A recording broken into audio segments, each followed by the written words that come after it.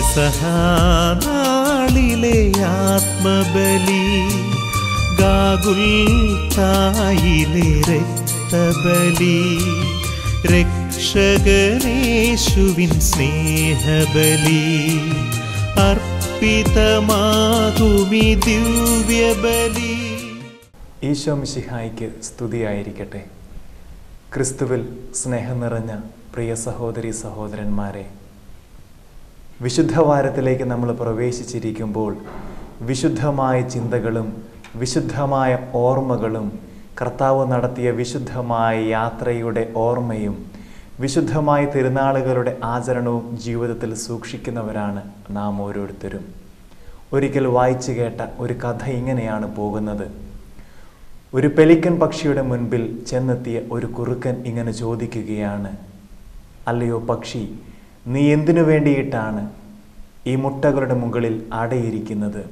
നിന്റെ കുഞ്ഞുങ്ങൾ വിരിയുമ്പോൾ, അവ പറക്കാറാകുമ്പോൾ നിന്റെ ഹൃദയത്തിലെ രക്തമൂറ്റിക്കുടിച്ച് നിന്നെ തന്നെ ഇല്ലാതാക്കിക്കൊണ്ട് നീ എന്തിനാണ് ഇങ്ങനെ കുഞ്ഞുങ്ങൾക്ക് ജന്മം നൽകുന്നത് എന്ന്. മറുപടിയായിട്ട് കുറുക്കനോട് പെലിക്കൻ പക്ഷി നൽകുന്ന ഉത്തരം ഇങ്ങനെയാണ്: എൻ്റെ ഹൃദയത്തിൽ നിന്നും ഇറ്റു വീഴുന്ന ചോരത്തുള്ളികളാൽ എൻ്റെ കുഞ്ഞുങ്ങൾ ജീവൻ പ്രാപിക്കുമ്പോഴും ഹൃദയത്തിനുണ്ടാകുന്ന സൗഭാഗ്യവും ആനന്ദവും പറഞ്ഞറിയിക്കാൻ വയ്യാത്തതാണ് എന്ന്. പ്രിയമുള്ളവരെ, സ്വന്തം രക്തവും തിരുശരീരവും മനുഷ്യമക്കൾക്ക് നൽകുന്ന ക്രിസ്തുനാഥൻ്റെ വിശുദ്ധമായ ഓർമ്മയാണ് പെസഹാ തിരുനാളിൽ, പ്രത്യേകിച്ചും ഈ പെസഹാ വ്യാഴത്തിൻ്റെ തിരുക്കർമ്മങ്ങളിൽ നാം അനുഷ്ഠിക്കുന്നതും ആചരിക്കുന്നതും. ഈ ദിനത്തിൻ്റെ എല്ലാ പ്രാർത്ഥനകളും മംഗളങ്ങളും ഏറ്റവും സ്നേഹത്തോടെ ഏവർക്കും നേരുകയാണ്. 4 വിശുദ്ധമായ ഓർമ്മകളാണ് ഈ പെസഹാ വ്യാഴം നമ്മുടെ മുൻപിൽ തുറന്നു വയ്ക്കുന്നത്. ആത്മദാനത്തിൻ്റെ സാക്ഷാത്കാരമായ വിശുദ്ധ കുർബാനയുടെ സ്ഥാപനവും വിശുദ്ധ പൗരോഹിത്യത്തിൻ്റെ സ്ഥാപനവും സ്നേഹത്തിൻ്റെ നിത്യമായ കൽപ്പന ലോകത്തിന് നൽകിയതും സേവനത്തിൻ്റെ അടയാളമായി പാദങ്ങൾ കഴുകിയ ക്രിസ്തുനാഥൻ്റെ നിസ്വാർത്ഥ സ്നേഹത്തെയുമാണ് ഈ പെസഹാ തിരുനാളിൽ നാം ആഘോഷിക്കുന്നതും നാം കൊണ്ടാടുന്നതും. ഒരു ക്രൈസ്തവനെ സംബന്ധിച്ച് ഈ പെസഹാ വ്യാഴത്തിൻ്റെ ആരാധനക്രമം അവരുടെയൊക്കെ ശ്രദ്ധയാകർഷിക്കുന്നത് 2 കാര്യങ്ങളിലേക്കാണ്. ഒന്നാമതായിട്ട് ക്രിസ്തുനാഥൻ ശിഷ്യന്മാരുടെ പാദങ്ങൾ കഴുകിയതിൻ്റെ ഓർമ്മയ്ക്കായിട്ട് ദേവാലയത്തിൽ വൈദികൻ 12 പേരുടെ പാദങ്ങൾ കഴുകുന്നതും വിശുദ്ധ കുർബാനയുടെ സ്ഥാപനത്തിൻ്റെ അർത്ഥമെന്ന വണ്ണം ദിവ്യകാരുണ്യ ആരാധന നടത്തുന്നതും നമ്മുടെ ആരാധനക്രമത്തെയും ആരാധനയുടെ എല്ലാ ആചാരങ്ങളെയും മോടി പിടിപ്പിക്കുന്ന ഒന്നായി മാറ്റുന്നു. സുവിശേഷത്തിൽ തൻ്റെ പീഡാനുഭവത്തെപ്പറ്റി 3 തവണ കർത്താവ് പ്രവചിച്ചപ്പോഴും എതിർന്യായങ്ങൾ നിരത്തുന്ന ശിഷ്യരുടെ സമൂഹത്തെ നമ്മൾ കാണുന്നുണ്ട്. ഒന്നാമതായിട്ട് താൻ മരണത്തിന് വിധേയനാകുമെന്ന കർത്താവിൻ്റെ പ്രവചനത്തിന് മുൻപിൽ നിനക്കിത് സംഭവിക്കാതിരിക്കട്ടെ എന്ന പത്രോസിൻ്റെ ചോദ്യവും, രണ്ടാമതായിട്ട് ക്രിസ്തുനാഥൻ പീഡാസഹനത്തെപ്പറ്റി പ്രവചിക്കുമ്പോഴും തങ്ങളിൽ ആരാണ് വലിയവനെന്ന ചോദ്യവും, മൂന്നാമതായി പീഡാനുഭവത്തെപ്പറ്റി കർത്താവ് പറയുമ്പോൾ സെബദിപുത്രന്മാരുടെ അമ്മ വന്ന് വലതും ഇടത്തുമുള്ള സ്ഥാനത്തിനു വേണ്ടിയുള്ള വാഗ്വാദവുമൊക്കെ നമ്മുടെ മുൻപിൽ അണിനിരത്തുമ്പോൾ സുവിശേഷങ്ങളുടെ അവസാനത്തിൽ നമ്മൾ കാണുന്നു, പാദങ്ങൾ കഴുകിക്കൊണ്ട് സ്വയം ശൂന്യമാക്കിയ എളിമയുടെയും വിനയത്തിൻ്റെയും മാതൃക നൽകിയ ക്രിസ്തുനാഥൻ്റെ ദിവ്യമായ സ്നേഹത്തെ നമ്മൾ ദർശിക്കുന്നു. കാലുകൾ കഴുകിക്കൊണ്ട് പാദങ്ങളിൽ ചുംബിച്ചുകൊണ്ട് മനുഷ്യപുത്രൻ വന്നിരിക്കുന്നത് ശുശ്രൂഷിക്കപ്പെടാനല്ല, മറിച്ച് ശുശ്രൂഷിക്കുവാനും അനേകർക്ക് മോചനദ്രവ്യവുമായി തീരുവാനുമെന്നുള്ള ക്രിസ്തുവിൻ്റെ സുവിശേഷ വാക്യങ്ങൾ സ്വജീവിതം വഴി ക്രിസ്തുനാഥൻ പൂർത്തിയാക്കുന്ന വിശുദ്ധമായ ഓർമ്മ നമ്മൾ മനസ്സിൽ സൂക്ഷിക്കുകയാണ്. ഒരു യാത്രയ്ക്ക് ശേഷം യജമാനൻ ഭവനത്തിലേക്ക് തിരികെ എത്തുമ്പോൾ യജമാനൻ്റെ പാദങ്ങൾ കഴുകി അവനെ ചുംബിച്ച് ഭവനത്തിലേക്ക് സ്വീകരിക്കുന്ന ഒരു പാരമ്പര്യം യഹൂദരുടെ ആചാരക്രമത്തിലുണ്ടായിരുന്നു.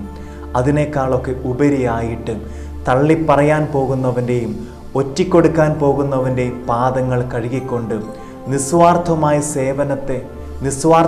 സേവനം എങ്ങനെ മനുഷ്യകുലത്തിന് നൽകണമെന്ന് ക്രിസ്തുനാഥൻ പാദങ്ങൾ കഴുകി ചുംബിച്ചുകൊണ്ട് നമ്മെ പഠിപ്പിക്കുകയും എളിമയുടെയും വിനയത്തിൻ്റെയും തലങ്ങളിലേക്ക് ഇറങ്ങിച്ചെല്ലുന്നതിനായിട്ട് നമ്മോട് ആഹ്വാനം ചെയ്യുകയും ചെയ്യുന്നു.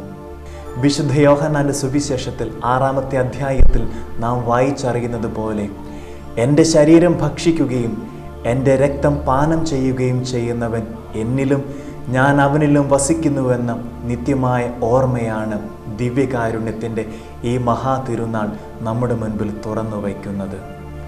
ആരെയും മാറ്റി നിർത്താത്ത, ആരോടും വെറുപ്പോ വിദ്വേഷമോ കാണിക്കാത്ത, തള്ളിപ്പറയുന്നവനും ഒറ്റിക്കൊടുക്കുന്നവനും സ്വന്തം ശരീരവും രക്തവും നൽകിയ സ്നേഹനാഥൻ്റെ ദിവ്യമായ ഓർമ്മ, ദിവ്യകാരുണ്യം നമ്മുടെ മുൻപിൽ തുറന്നു വയ്ക്കുമ്പോൾ സ്നേഹമുള്ളവരെ, അസൂയയുടെയും വെറുപ്പിൻ്റെയും വിദ്വേഷത്തിൻ്റെയും ഹൃദയത്തിലെ തീരാത്ത വേദനകളുടെയും പകപോക്കലിൻ്റെയും മുൻപിൽ നമ്മളൊക്കെ ആയിരിക്കുമ്പോൾ ദിവ്യകാരുണ്യമെന്ന കൂദാശ ഈ തിരുനാളിൽ നമ്മെ ക്ഷമിക്കുന്ന കരുണാർദ്രമായ ഒരു സ്നേഹം നാം ഓരോരുത്തരും മറ്റുള്ളവരുടെ മുൻപിൽ കാണിക്കണമെന്ന വലിയ തത്വത്തിലേക്കാണ്. പെസഹ എന്ന വാക്കിൻ്റെ അർത്ഥം, പ്രിയമുള്ളവരെ, കടന്നു പോകൽ എന്നാണല്ലോ. എന്നാൽ ക്രിസ്തു ദിവ്യകാരുണ്യം സ്വീകരിച്ചുകൊണ്ട് ഈ പെസഹ എന്ന വാക്കിന് പുതിയൊരർത്ഥം തരികയാണ്. അത് കടന്നു വരൽ എന്നാണ്. സ്വന്തം ശരീരവും രക്തവും നൽകിക്കൊണ്ട് മനുഷ്യഹൃദയങ്ങളിലേക്ക് കടന്നു വരുന്ന ദിവ്യമായ സ്നേഹത്തെയാണ് ദിവ്യകാരുണ്യത്തിൽ നമ്മൾ ദർശിക്കുന്നത്. ദൈവത്തിൻ്റെ കാരുണ്യം മനുഷ്യ മക്കളിലേക്ക് ഒഴുകുന്ന കൂദാശയായതുകൊണ്ടാണല്ലോ നാം ഈ വലിയ കൂദാശയെ ദിവ്യകാരുണ്യം, വിശുദ്ധ കുർബാന, സ്വയം മുറിയപ്പെടുന്ന സ്നേഹം എന്നൊക്കെ വിളിക്കുന്നത്. ഒരു പക്ഷി തൻ്റെ കുഞ്ഞിനെ മാറോട് ചേർക്കുന്നത് പോലെ, ഒരമ്മ തൻ്റെ കുഞ്ഞിനെ മാറോട് ചേർക്കുന്നത് പോലെ ദിവ്യകാരുണ്യ സ്നേഹവും പാപത്തിൻ്റെ പിടിയിൽ അമർന്ന ലോകത്തെ നെഞ്ചോട് ചേർക്കുകയാണ്. ധൂർത്തപുത്രനെ തിരികെ സ്വീകരിച്ച ആ പിതാവിൻ്റെ യഥാർത്ഥമായ ചൈതന്യം, ദിവ്യകാരുണ്യ സ്നേഹം നമ്മുടെ മുൻപിൽ തുറന്നു കാട്ടുകയാണ്.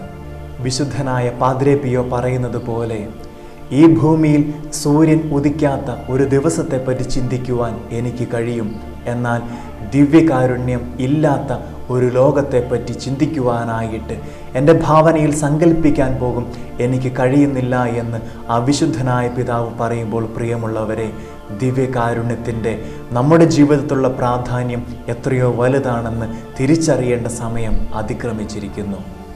എളിമയുടെയും വിനയത്തിൻ്റെയും നിസ്വാർത്ഥമായ സ്നേഹത്തിൻ്റെയും മാതൃക നൽകിയ ക്രിസ്തുനാഥനെ ഈ തിരുനാളിൽ നമ്മൾ അനുസ്മരിക്കുമ്പോൾ, പ്രിയമുള്ളവരെ, സ്വയം വിനീതനാക്കി പാദങ്ങൾ കഴുകി ചുംബിച്ച ക്രിസ്തുനാഥൻ്റെ എളിമയുടെ മനോഭാവവും ദിവ്യകാരുണ്യത്തിലൂടെ മുറിയപ്പെടുന്ന സ്നേഹമായി മനുഷ്യ മക്കളെ തേടി വരുന്ന ആത്മീയ ഉറവയായ ക്രിസ്തുവിൻ്റെ സ്നേഹവും അവിടുത്തെ മാധുര്യവും നുകർന്നുകൊണ്ട് പൗരോഹിത്യത്തിൻ്റെ തിരുനാളായ ഈ ദിനത്തിൽ എല്ലാ വൈദികർക്ക് വേണ്ടിയും പ്രാർത്ഥിച്ചുകൊണ്ട് ഈ പെസഹ സുദിനം അപ്പം മുറിക്കലിൻ്റെ, സ്വയം ദാനത്തിൻ്റെ, സ്വയം പങ്കുവയ്ക്കുന്നതിൻ്റെ ഓരോർമ്മയായി നമുക്ക് മാറ്റാം.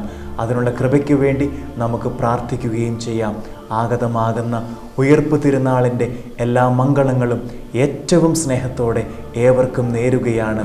സർവശക്തനായ ദൈവം ഈ വിശുദ്ധ വാരത്തിൽ നമ്മെ ഓരോരുത്തരെയും സമൃദ്ധമായിട്ട് അനുഗ്രഹിക്കട്ടെ.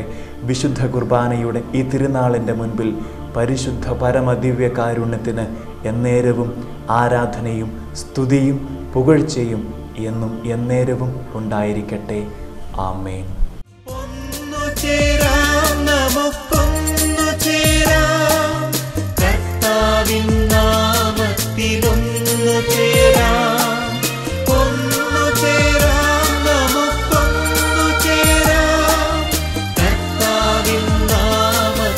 ും